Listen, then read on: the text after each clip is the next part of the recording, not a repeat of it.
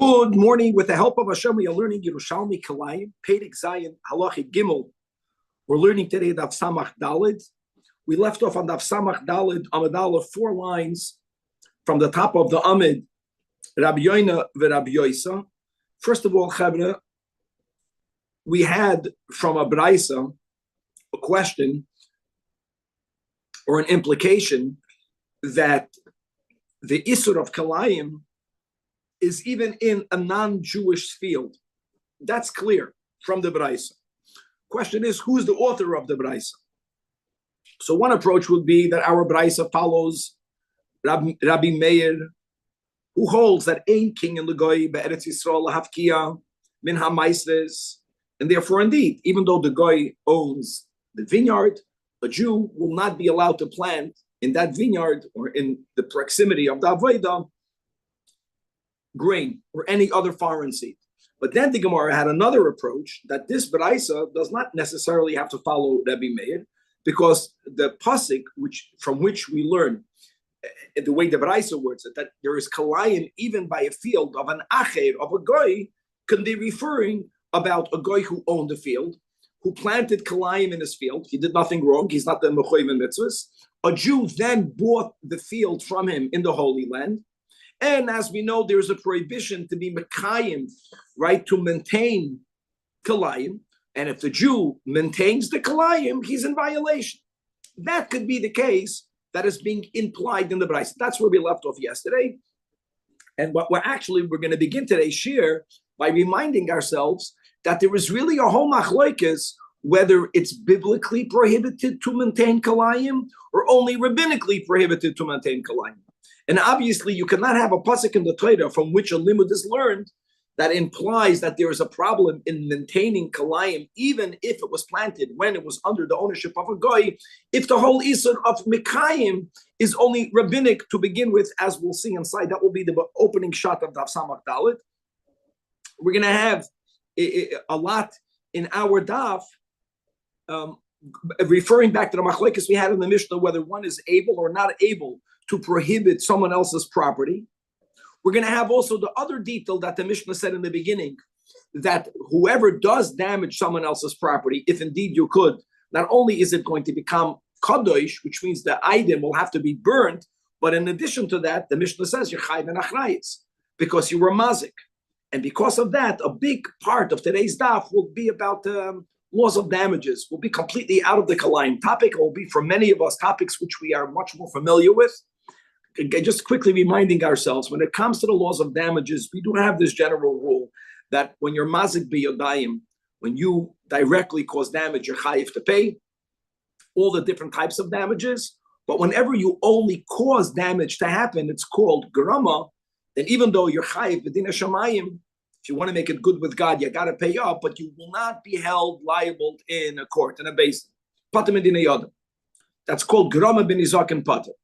We also have the one opinion of Rabbi Meir that holds that by garmi, now garmi, we'll speak it out when we learn the Gemara inside, can be something in between direct and causing it. Okay, we're going to follow that approach of the Ramban. We'll speak it out when we learn the Gemara.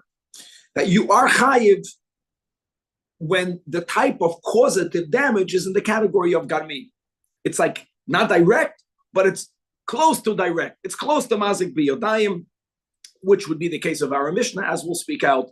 Question is whether our Mishnah only follows the minority opinion of Rabbi Meir, or, as the Gemara is going to point out, that the Amoyre Rabbi Elazar hold that even all of the other Tanoim that argues with Rav Meir when it comes to damages, and they do not hold that by Gadmi you have to pay, even if it's only in the category of a knas, but you don't have to pay bidei adam only when you're mazik b'yadayim. However, there is one opinion of Rabbi Elazar that holds that all of the Chachamim hold that there is a unique rabbinic penalty for someone who offers apparently expert advice that is in fact an error. The specific case that we will be referring to would be if I have a coin, and in those days, let's speak about a society where there are many counterfeit coins. And I go over to an expert asking him advice whether this coin is counterfeit or not. And they tell me it's a good coin. turns out that is counterfeit, is the one who gave me advice chayiv to compensate for his bad advice. I'm just giving that as an example. Now, that's certainly not mazik b'yodayim. That theoretically should fall in the category of garmi, as we'll speak out. Right? Almost direct causative damages. But there is this added layer that this is the nakuda. Whenever I'm asking for someone for advice, and they apparently offer expert advice, they don't say, listen, I'm not the expert, but I can share with you what I think. That's the no, you're not going to be chayiv. But when you come as an expert and offer advice, even for free, as we'll see with details, there'll be a lot of details in this halacha, then there is a rabbinic penalty on the advisor to have to pay. In other words, chavra, the bottom line will be is don't give advice if people come to you because they consider you to be an expert, unless you will stand behind the advice that you're giving. Which would also mean that if you gave them wrong advice, you'll be chayiv to pay. You'll compensate. That will be a big part of today's stuff. And finally, we're going to go back to the case in the Mishnah where someone extended, that was the first case of the Mishnah, they extended grapevine over someone else's grain. So we had in the Mishnah the machlokes whether the grain becomes prohibited or not. That's the question, whether I can be mekadosh someone else's. The Mishnah never spoke about the grapevine. The grain, according to Rabbi Yossi and Rabbi Shimon, won't become us because on the mekadosh davar she'ein shaloi. But what about the grapevine? We're going to see in the Gemara there is a machlokes amoirayim. Perhaps the grapevine will also not become us, as we'll see why in the Gemara inside. It's going to be a very, very fascinating daf. And again, today I'm not excited to go away from kalayim. But a big part of today's daf has nothing to do with kalayim. Will be laws of damages and laws that many people, again, are more familiar. So we are on daf Samach Dalid, Soid. Welcome back to the Holy Land, Yakir. Samach Dalid, if you're there. And if you're here, welcome back to this Holy Land, Lahavdul. 4 lines from the top of the Amid. Again, so the Braisa implied, because it didn't say that the Kerem Chaveiroi Minayin. No, the Braisa said Keren Achar Minayin. Keren Acha means even from a goy. So one approach is it only follows Rav Meir, Ein King, and Legoy. Rabbi Yechanan, that was the approach of Rabbi Lazar. Rabbi Yechanan says no, that our price is Divrei Hakel, and it's about maintaining. Zokti Gemara, Rabbi Yoina, and Rabbi Yossi, the Tarvayu Amrin. No, Rabbi Yechanan is wrong. Can't be. It has to be like Rabbi Lazar. This Braisa can only follow Rabbi Meir. Why? Why? Because that's the word. Because Rabbi Yoina and Rabbi Yossi hold that the whole isur of being mekayim, kalayim, is only midrabanan. The Braisa is teaching us din and based on psukim. Parenthetically, sometimes we say the whole thing is an asmachta, but we're not going there. We are learning the Braisa that when Hashem, that was the whole thing, the way we learn it. It could have said leisizra karmecha, period. Leisizra karmecha. Sizra means to plant grain. Don't plant grain in your vineyard. Why does it say kalayim? To include kerem acher. Yeah? To include kerem acher, it can't be referring to a case of being mekayim kalayim, and the whole mekayim kalayim is only midrabanan. It must be that I am not allowed to plant my grain in the goy's vineyard. That's the isur that is being learned from a pasuk, because that's the only isur midoiraisa.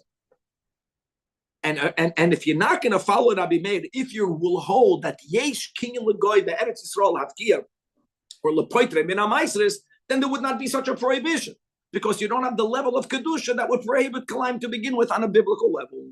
So therefore, these Amirayim side with Rabbi Lazar, and it's self-understood.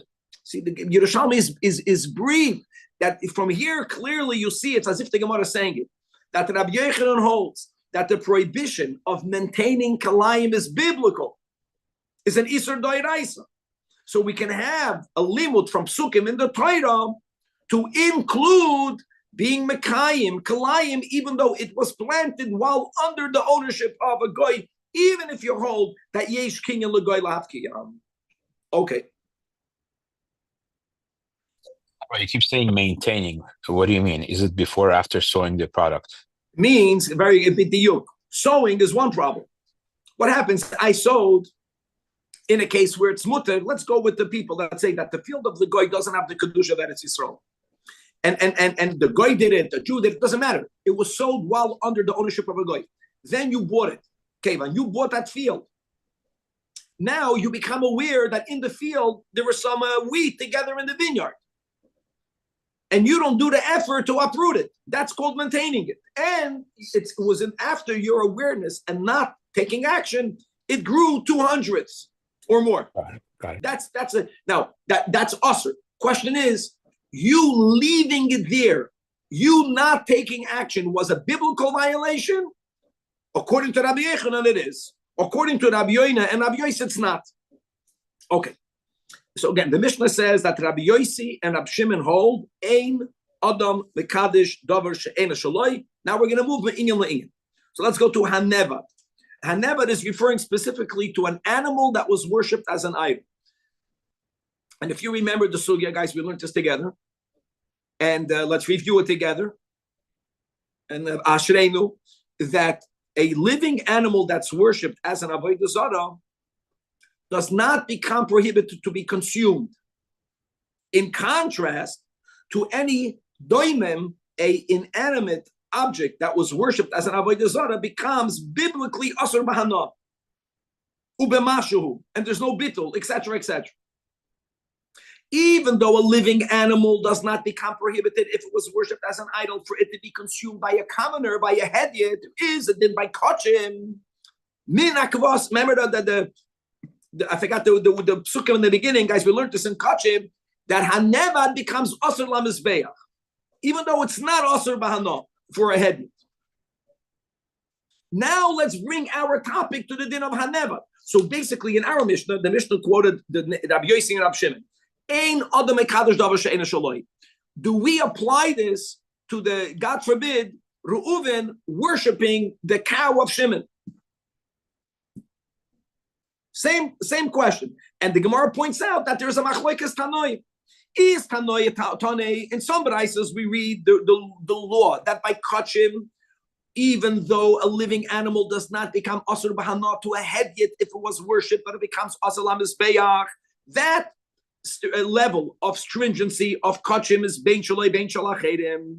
That means even if one worshipped the animal of the other, that animal also may not be offered as a korban. Asur. However, is tanoi tanei shaloi asur. This unique din of kachim is only if one, God forbid, worshipped his own animal as an idol. Oh, shalachedim muter. Why? Because ein adam oiser davar she'ena shaloi. Right. And that's what the Gemara is saying.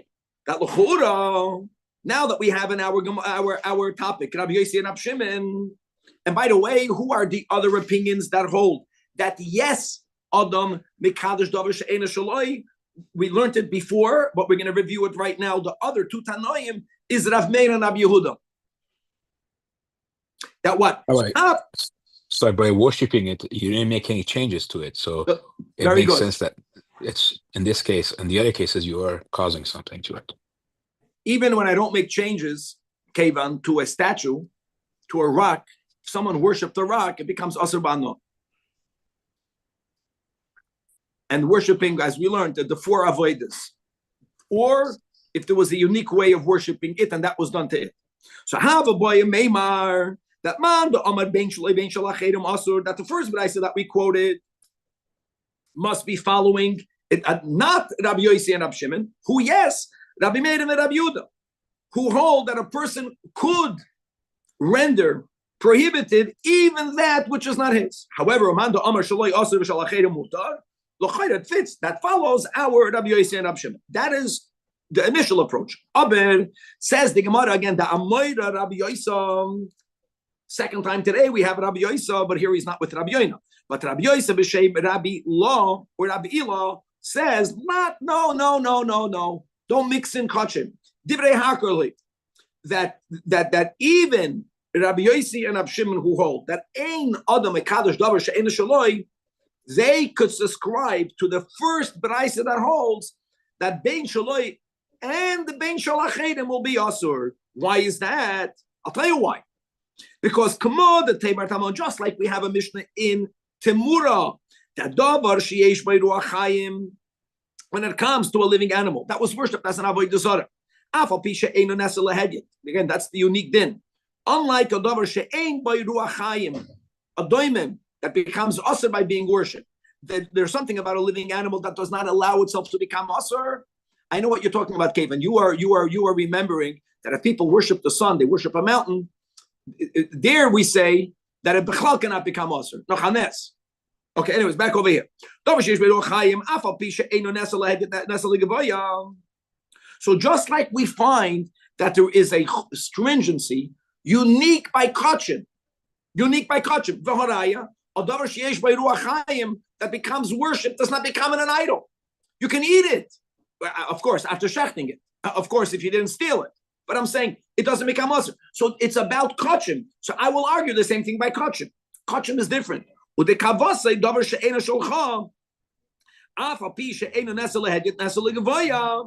other words, Rabbi Yosef and Rabbi Shimon holds that ein adam mekadosh davar she'ena shaloi. But they could agree that by kachim you could be aser davar she'ena shaloi, that it should be prohibited to go on the altar. So lav dafke, the machlokes tanoim has to fall within the two camps of Rabbi Meir and Rabbi Yehuda and Rabbi Yosef and Rabbi Shimon. And now we're going to go a little bit to the laws of damages. So says the Gemara, since the Mishnah, who spoke about the Tanakama's ruling, now we know it's Rav Meir and Rabbi Yehuda. That what? That Adam, yes, oiser davar she'ena shaloi. So if I extend my grapevine over your grain, your grain has to be burnt. So therefore, says the Mishnah, I have to compensate for you. Now, Chevra, when I extended my vine over your grain, remember, your grain does not become usher immediately, even according to the Shita that yes, Adam mekadosh davar she'ena shaloi. Why is that? Because you have to, number one, become aware of it. You have to maintain it. It means you have to choose not to destroy it. And when it grows at 200s, now it became prohibited. Not according to Rabbi Yosef and Rabbi Shimon, which means I wasn't mazikit biyodayim. It's not like I put poison in it and right away it became poison. And the problem will be that generally by damages, the rule is mazik biyodayim yechayiv to pay. Groma ben Zajac is pater medina adam v'chayiv b'dina shamayim. But let's not focus on the chayiv b'dina shamayim. Let's focus on the pater medina adam. That's causative damages, indirect damages. I know there's going to be a lot of fine lines, what's called causative. I'll give you an example. I'll tell you, let's just review this. If Reuven shoots an arrow and the arrow takes a minute to destroy the animal of Shimon, that's not causative. That's mazik biyadayim, just to make that clear. When you open up a faucet of water and the gush of water, the first gush of water damage, that's biyodayim. So I just want to make it clear, this whole thing biyodayim has to be better defined. Actually, I want to say that like this, that everyone remembers, Groma ben Zajac in the spotter. Then you have what we're going to quote right now, the Shita of Rabbi Meir, that Garmi, there is a knas by Garmi. Is Grama and Garmi exactly the same thing? According to some Rishonim, Grama and Garmi is the same thing. Whenever we quote Rabbi Meir Shita that you're chayev, we use the word Garmi. I mean, it has the same shoydish. You're causing from Goyren, Grama, Garmi. The Ramban and others say no. That according to Rabbi Meir, who's the Machmer, who says that the Chachamim penalized you by Garmi, according to Rabbi Meir, there's three levels of damages. There is what we call direct. Now, direct, that biyodayim doesn't have to be explained. Gira, an arrow, is also called direct. On the other hand, you have indirect damage. Garmi means, according to the Ramban, when I do something right now, the damage is not happening right now, but it will for sure create damage unless another action will be taken. Our case, I extended my grapevine over your grain. I extended it over your grain. Of course, you can take away my grapevine. That's another action. I can pull back my grapevine. That's an action. But if no one is going to take action, yes, it has to grow at 200s. It's not happening right now. If it's not immediate, it's called in the category of grama. But a nuance, since it's for sure going to happen, that's got to mean, according to the Ramban. Grama means not only is it indirect, but it's not even for sure going to happen. And even according to Rav Meir, if it's not even for sure going to happen, you're also going to be pot. Our case is in the category of garmi. It's indirect, doesn't happen right away, but unless a new action will be taken, it's vadai going to happen. The Mishnah says, Chai v'achriyusei. So says the Gemara that Rav Shimon ben Lakish says, cannot say that Rav Meir. And by the way, now that we just learned before that who are the Tanoim that hold that Adam is mekadosh davar she'ena shaloi, Rav Meir and Rav Yehuda. Beautiful, those together. Notice you see that the Tanakama, even though Rabbeinu HaKadosh did not write who it is, he only wrote Rabbi Yosef and Rav Shimon. The Tanakama holds a person could be mekadosh davar Rav Meir. Yes, this follows with Shitas Rav Meir. It's called the Kanas of Rav Meir. Now there's a big chiddush to that. What's the big chiddush to that? Like we just mentioned, in our halacha Gimel, Daf Samach Gimel Amud Beis, Rabbi, the Mesader of the Mishnayos, didn't begin Rav Meir Omer. Why didn't he do that? The answer is because Rabbi from this Mishnah is paskening like Rav Meir, Stam Mishnah. In other words, when even though the din of garmi is chayev as a knas is from Rav Meir, normally Rav Meir is b'chlal by when it comes to Rav Meir. Sanhedrin Chav Zayin, Danny, or Yud Zayin, I forgot the Kalali Ashas that ain't Adam that with the Chaverim were not yored l'soif dated the Rav Meir. B'chlal we don't pass like Rav Meir as a rule. Huh? Exactly. So here, more than that. Here, Rabbi didn't name Rav Meir to say that Stam Mishnah I paskin like Rav Meir, and because of Reish Lakish's attribution, that our Mishnah that says your chayiv has to be Rav Meir. Now it's Stam Mishnah, so the Ava the Uvda the Kavosim min Hado. Therefore, he paskined like in another. He had a din Torah. Doesn't matter what the case was. It was in the category of garmi. It wasn't mazik b'yodayim, and a shlakish paskins, you got to pay up. Okay. And as the Gemara says in our Mishnah, es see, everything is a bekitzer. At least right v'chulei. No, your chayev achrayes. Now v'chi me also ma'isem. Did the owner of the grapevine, the one who spread his grapevine, did he do a ma'aseh means that he directly damaged the grain? Absolutely not. And let's go with the Ramban. Why is it not called direct? Because it didn't happen. The Isur only happens after it grows another 200. So it didn't happen right away. Ella kishahoise.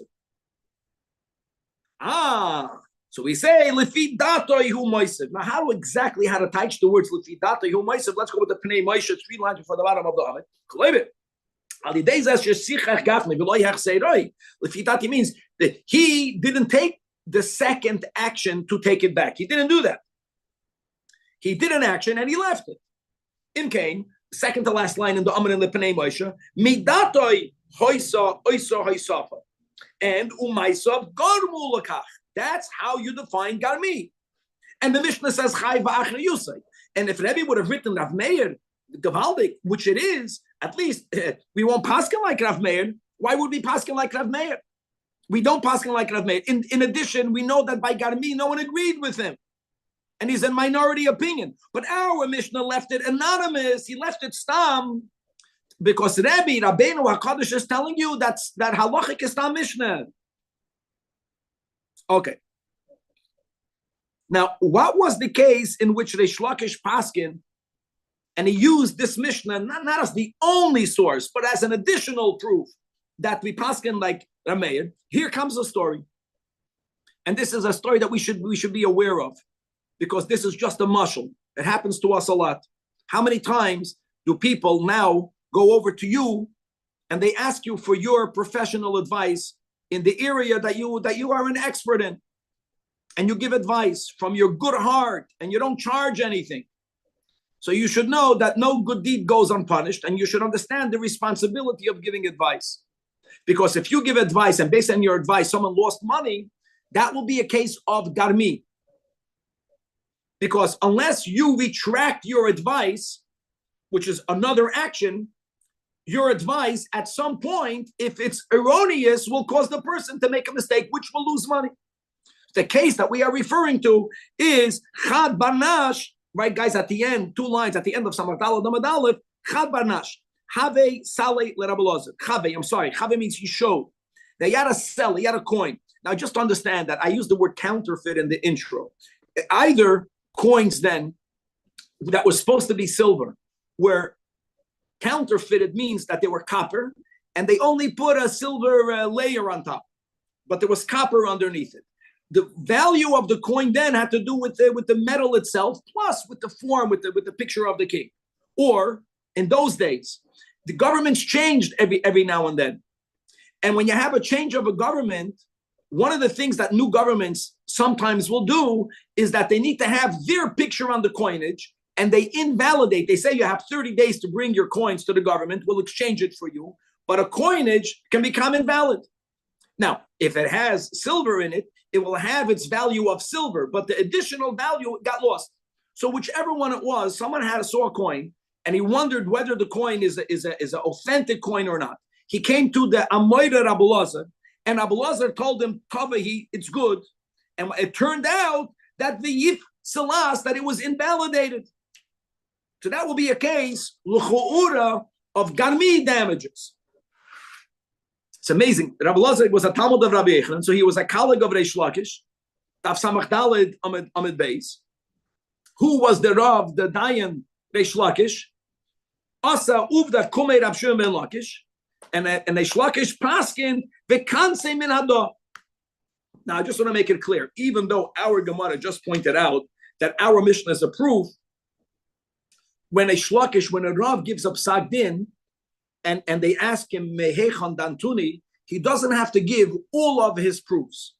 When a Shlakish paskin that Rabbi Lazar, you got to pay up for your bad advice, he quoted the Befedish Braisa.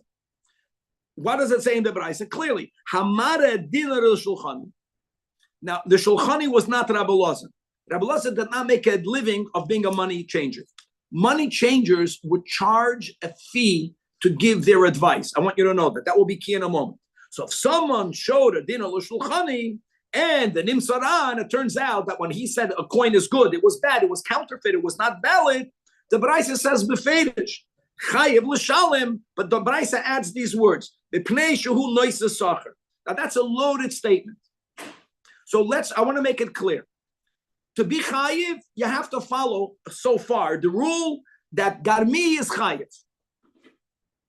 But even if you say garmi is chayiv, this Braisa is saying that if you do not take a fee, if I ask you this Braisa, if I ask you for advice that you don't take a fee, I should know not to fully rely on you all the way. It's good to know. Versus if you charge me a fee, I am paying you the money because I'm relying on you. Al derech, I'm making a vague al derech. The Gemara says various times that a doctor that heals for free, his healing is worthless, even though he's a doctor. And the Rebbe, we know, paid all his doctors. And Hasidim, when the Rebbe had the heart attack on Shmini Atzeres, the Hasidim later told the Rebbe, well, God forbid, they're going to take money from the Rebbe. The Rebbe told him that if you're not going to take money from you, your medicine won't work. So this is Gavaldik. No, when the logic is like this, if you are doing it for free, you're doing me a favor, but you're not going to give it your all. You're not charging me. And I should not rely on you as if this is a vadai for sure. But the moment you charge money, or you can even extend it, you don't have to charge me money for this advice. If I am your client, if I am paying you to service me in this area, even though you're not chayiv to give me advice this second, that's called you're charging me. But even when you charge me a fee, and therefore you have to give me the correct advice, if not for holding that garmi is chayiv, the Braisa would not have said that chayiv l'shalom. So basically, this is a Braisa that's clearly ruling in the case of the story like Rabbi Meir.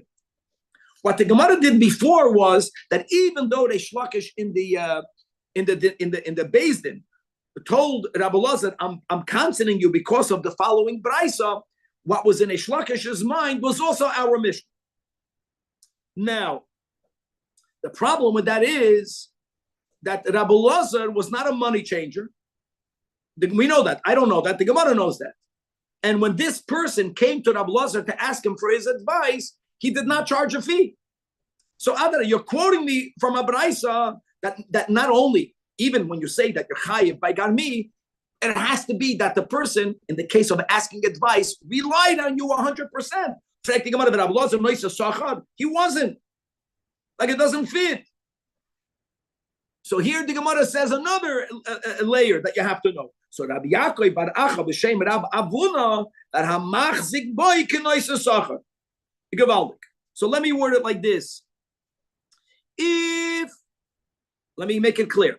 If I'm asking advice of a money changer who normally charges a fee, and I am asking him advice not to pay him a fee, then he won't be chayiv if he gave me bad advice.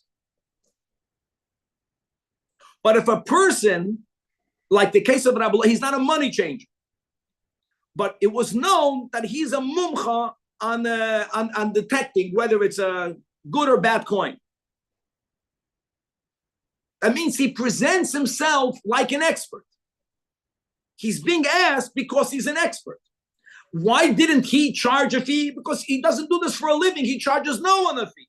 Here, any advice given will be like someone who charges a fee.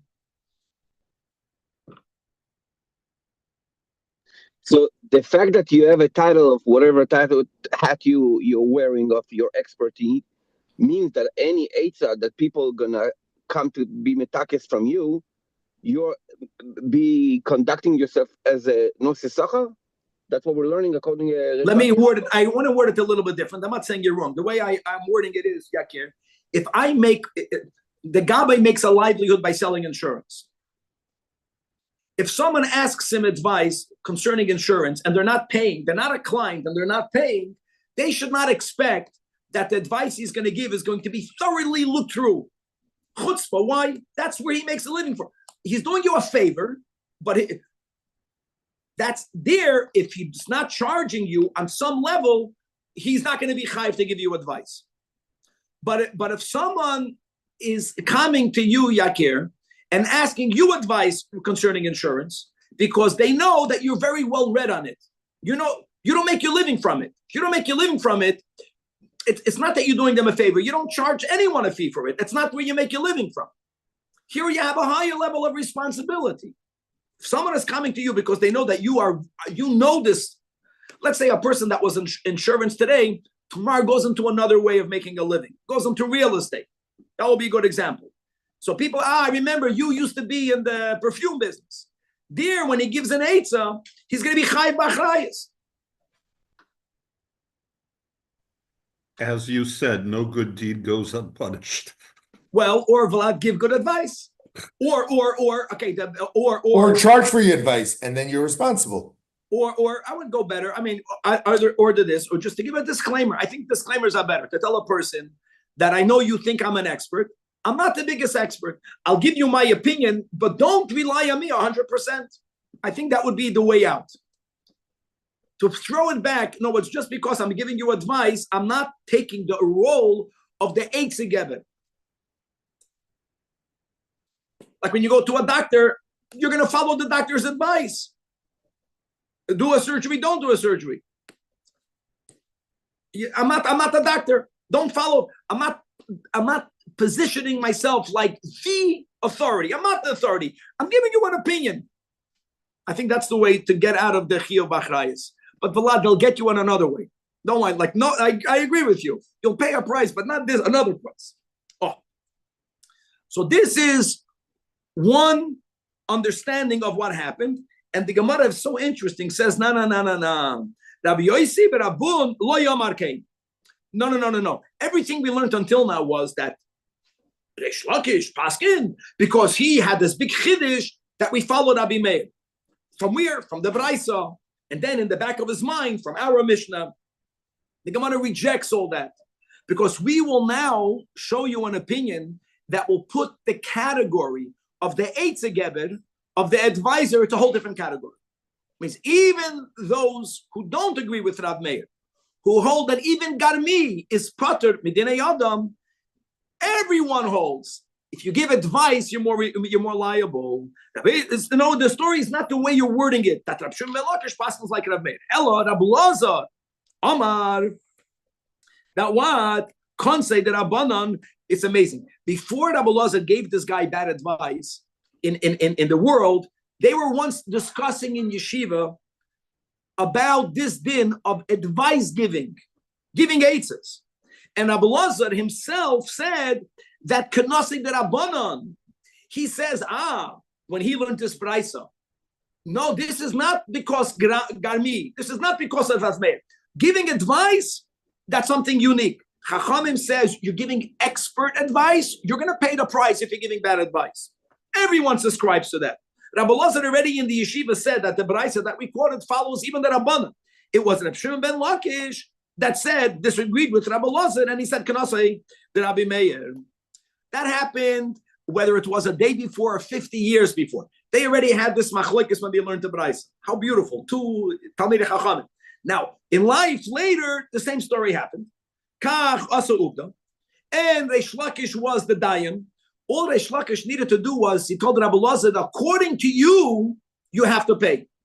According to me, that I learned the Braisa only according to Rav Meir, you don't have to bind yourself to Rav Meir. Don't forget that Rabbi Lazar has the right to say, I don't say that we follow the minority opinion, but you cannot wiggle out of that because you learned this Braisa not according to Rav Meir. That's called a big dayim. How great is that? That Shal, Rab Shimon ben Lakish, Rabbi Lazar, Rab Shimon ben Lakish reminded Rabbi Lazar, there's a shayla. Why are you coming to me? Because you don't know whether you have to pay. Why don't you know whether you have to pay? Because in your mind, you don't paskin like Rav Meir. But don't you remember when we learned this Braisa? And Hahon Knasa Daman, when we learned this Braisa, that the Braisa says that Amara Dina L'Shulchani V'Nim Tzara Chayv L'Shalem. What did you say? Rabbi Lazar, remember, I understood the Braisa that it's not only according to Rav Meir. Even the Chachamim, who holds that Garmi is Prater, they deem it appropriate to penalize one who offers apparently good advice, and that it turns out in fact that they gave bad advice. The Rabbanan. So therefore, Amalei, not that I have a right from a Braisa we paskin like Rav Meir. Not that I have a right from a Mishnah we paskin like Rav Meir. He only was able to tell Rabbi Lazar to pay. He told him, you yourself hold that offering bad advice as an expert is a unique halacha. Okay, now let's move on. So when the Mishnah stated, Rabbi Yosef and Rabbi Shimon hold that ein adam mekadosh davar she'ein shaloi, and therefore they hold that the grain is not kodesh. Of course, you don't have to pay money. Hey, the grain is not kodesh. What? The grain is not problematic. What about the grapevine? So when we said we're learning the Gemara, you would argue that the grapevine, I took my grapevine over your wheat. It should be kilayim. Machlekes hameroyim. Amar Rabbi Yochanan. What we just said, Hakol Moedim, means even Rabbi Yosef and Rabbi Shimon will Moedim, but Anavim, who the owner of the grapevine is the one that extended the grapevine, Shehem Asurais. Okay. However, Amalei Rabbi Lazar, I disagree with you. Today, a lot of Rabbi Lazar today. And he says that the grapevine will not be Asur, but he brought a proof. He needed the logical proof. And before we read it inside, let me ask you a question. In the case of the Mishnah, my grapevine over your wheat, which one is deemed the one that's rendering, that's causing the prohibition, and which one is the one that's becoming prohibited? I have my grapevine. My grapevine is fine. When I extend it over the grain, which one of these two is causing the Isser? Vlad, I can't hear you. The grapevine. So interestingly, first of all, I think like you, and both of us are not thinking correct. I don't know if that helps you, that I'm with you. And what I'm saying now is not going to be debated. We view the wheat is the one that's causing the Isra. But isn't the wheat on my property? Yeah. And the grapevine comes over my property line. I know that. So then if you, Dafka, purposely put your grapevine over my property, you should be chayav. Before chayav, the question is from the grape or the grain? The grapevine was mutter. Why does it become usher? Because grain was introduced. It's not about where it is, over, under. It's the introduction of the grain that causes a problem. Whoever planted second is chayav. Not what comes first, what comes last. It's not what first or last.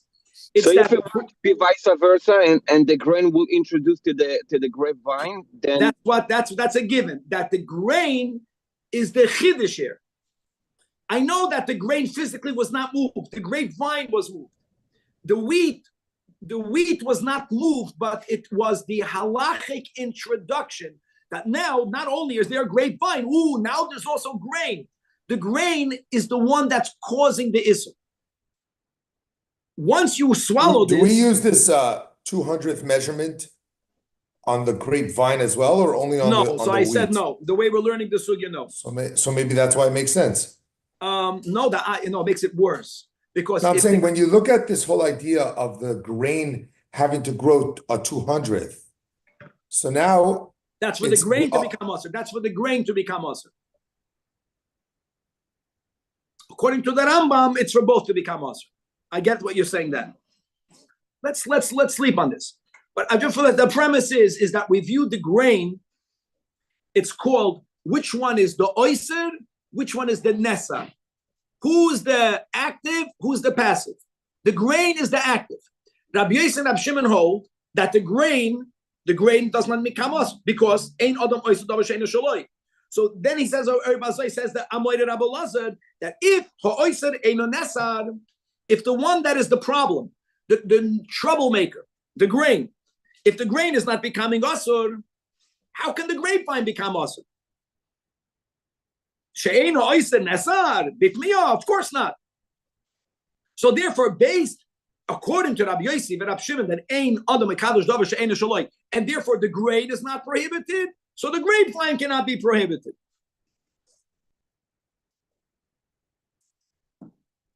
Sorry, it sounded like you said grain twice. Say that again. Grapevine. Okay, I want to say grape wheat. Grape wheat. Rabbi Yosef Rabbi Shimon says the wheat does not become prohibited because I cannot prohibit something that's not mine. Put that aside. The wheat is if anything becomes usher, it's coming because wheat was introduced there. I don't mean the wheat was moved there. I'll tell you more than that. According to some opinions, the grape becomes usher immediately, if we wouldn't say this. According to Rabbi Yechon, even if the wheat would become usher, it's going to become usher later. Even if the grape becomes usher now, and the wheat later, the wheat was the troublemaker. When it was just grape, everything is good. What happened now? Oh, now there's also grain. So we're calling the grain the oyser. So says Rabbi Lazar that if the oyser doesn't become asur, how can the nesar become asur? Why can't you say the opposite? The wheat was fine till you introduced the grape. The wheat remains fine. If the grain would be the troublemaker, which is the way we're obviously thinking, das balabatam hepech das toira, then what he's saying wouldn't work. But the Gemara will do. We're not going to debate his premise. We're going to say that our Mishnah could have been presented in the opposite case, and in that opposite case, Rabbi Lazar will agree with Rabbi Yechanan. So let you read that one final line before we go down. Mapligin, we're going to limit their argument. Rabbi Lazar argues with Rabbi Yechanan only in the case of the Mishnah, where what happened, the Misakech as Gafnai al Gabit Fuas Shal Chaveda. And therefore, as we said, since the grain does not prohibit, so the grapevine cannot become prohibited. Well, what happens? Let's just read the top line in the opposite case, which is what happens in the opposite? I have a grain field. I have a grain field. You have a grapevine. Kevan. I took your grapevine and I extended it over my field. I wanted shade. Chilik. Now the same thing. My grain becomes asur because that's mine. Does the grapevine become asur? According to Rabbi Yosef and Rabbi Shimon, the grape will not become asur. Here, everyone will agree that the wheat is problem and the grapevine is not. Don't forget, the grain belongs to the perpetrator. Where does Rabbi Lazar argue with Rabbi Yochanan? Only in the case of the Mishnah. All based on the premise that the grain is the troublemaker. The grain is the oiser. So he has a kal v'chomer. If ha'oiser ain't a nesar, she'ein